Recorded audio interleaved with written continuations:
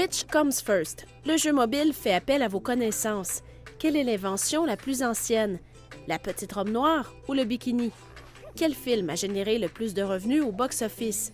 La guerre des étoiles ou la Reine des neiges? Selon le principe de l'œuf ou la poule, le joueur glisse des cartes à l'écran et cumule des points. C'est un jeu qui vous permet de classer des éléments par ordre chronologique ou logique. Par exemple, des événements dans l'histoire, des hauteurs de bâtiments, des pays les plus peuplés, la vitesse des animaux, mais tout ça de façon très fluide.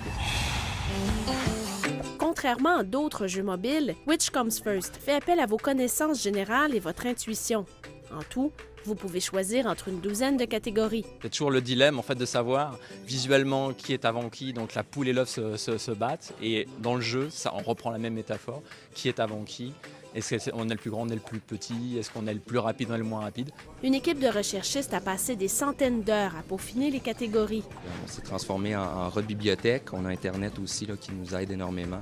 Donc on est constamment en recherche, là, à essayer de trouver non seulement des nouveaux sujets, mais de peaufiner notre information. Même si en grande majorité les femmes sont les plus grandes utilisatrices de ce genre de jeu, Which Comes First s'adresse avant tout à la famille. Il y a beaucoup de jeux qui ont été plutôt abrutissants.